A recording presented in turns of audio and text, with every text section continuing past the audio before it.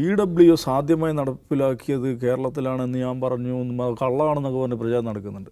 EWS ഞങ്ങളാണ് കേട്ടോ ആദ്യം നടപ്പിലാക്കിയതെന്ന് മുഖ്യമന്ത്രി പിണറായി വിജയൻ പറയുന്ന എക്സ് ഹാൻഡിൽ അദ്ദേഹം എഴുതിയത് ഇപ്പോഴും ഈ നിമിഷം വരെ അദ്ദേഹത്തിൻ്റെ എക്സ് ഹാൻഡിലുണ്ട്. ഇന്നലെ സികേഷ് പറഞ്ഞ ഈ തൊഴിൽ മന്ത്രി മൻസുഖ് മാണ്ഡവ്യ ഇന്നലെ പ്രസ്താവന നടത്തുന്ന രസകരമായൊരു കോണ്ടെക്സ്റ്റിലാണ്.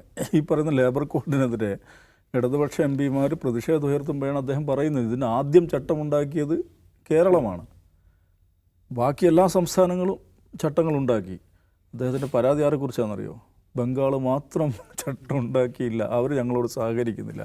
അതിൽ നിന്ന് മനസ്സിലാവും എന്താണ് ഇന്ത്യയിൽ ഈ ഫാസിസ്റ്റ് രാഷ്ട്രീയത്തോട്, BJP രാഷ്ട്രീയത്തോട്, അല്ലെങ്കിൽ കേന്ദ്ര സർക്കാർ മുന്നോട്ട് വെക്കുന്ന പദ്ധതികളോട് വിവിധ രാഷ്ട്രീയ പാർട്ടികളും അവർ ഭരിക്കുന്ന സംസ്ഥാന ഭരണകൂടങ്ങളും സ്വീകരിക്കുന്ന സമീപനം എന്താണെന്നാണ് ശരിക്കും മൻസുഖ് മാണ്ഡവ്യ വെളിപ്പെടുത്തിയിരിക്കുന്നത്.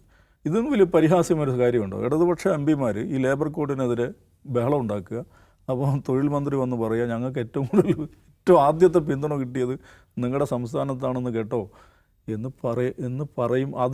അതേക്കാൾ വലിയൊരു വൈക്ലഭ്യം ഈ പറയുന്ന ഇടതുപക്ഷ രാഷ്ട്രീയത്തിന് ലഭിക്കാനില്ല. അപ്പോൾ നോക്കൂ, ശ്രീകേഷ് പറഞ്ഞതുപോലെ ഏതാണ്ട് എല്ലാ പദ്ധതികളുമായി ബന്ധപ്പെട്ട് ഇതേ സമീപനമാണ് കേരള സർക്കാർ സ്വീകരിച്ചിട്ടുള്ളത്.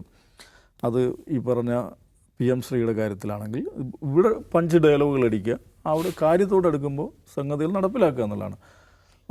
EWS ആദ്യമായി നടപ്പിലാക്കിയത് കേരളത്തിലാണെന്ന് ഞാൻ പറഞ്ഞു, കള്ളമാണെന്നൊക്കെ പറഞ്ഞ് പ്രചാരണം നടക്കുന്നുണ്ട്. EWS ഞങ്ങളാണ് കേട്ടോ ആദ്യം നടപ്പിലാക്കിയതെന്ന് മുഖ്യമന്ത്രി പിണറായി വിജയൻ പറയുന്ന എക്സ് ഹാൻഡിൽ അദ്ദേഹം എഴുതിയത് ഇപ്പോഴും ഈ നിമിഷം വരെ അദ്ദേഹത്തിൻ്റെ എക്സ് ഹാൻഡിലുണ്ട്. എന്നിട്ട് ഞാൻ കള്ളം പറഞ്ഞു എന്ന് പറഞ്ഞിട്ട് പ്രചരിപ്പിക്കുന്നുണ്ട്. അപ്പോൾ ഈ നിലയിൽ ഇത്തരത്തിലുള്ള കേന്ദ്ര പദ്ധതികളാണെങ്കിലും കേന്ദ്രാവിഷ്കൃത പദ്ധതികളാണെങ്കിലും അതിലുള്ള രാഷ്ട്രീയ അപകടങ്ങൾ എന്താണ് എന്നതിനെക്കുറിച്ചിട്ടുള്ള യാതൊരു ആലോചനയുമില്ലാതെ അതിൻ്റെ പിറകെ കൂടുക, ചിലപ്പോൾ മറച്ചു പിടിച്ചുകൊണ്ട് അത് നടപ്പിലാക്കുക, ഇതിന് ചെയ്തുകൊണ്ടേയിരിക്കുകയാണ്. GST വന്നപ്പോൾ അതിനെ സൈദ്ധാന്തികവൽക്കരിച്ച് അതിനെ മഹത്വവൽക്കരിച്ച് ഏറ്റവും അധികം സംസാരിച്ചത് ആരാണ്?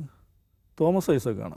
അപ്പോൾ എങ്ങനെയാണ് ഈ പറയുന്ന രാഷ്ട്രീയം വിവിധ പദ്ധതികളിലൂടെ വിവിധ സർക്കുലറുകളിലൂടെ കേന്ദ്രത്തിൻ്റെ രാഷ്ട്രീയം മുന്നോട്ട് പോകുന്നത് എന്നതിനെക്കുറിച്ച് ഏതെങ്കിലും നിലക്കുള്ള ഇടതുപക്ഷ ജാഗ്രത ഒരിക്കലും ഉണ്ടായിട്ടില്ല.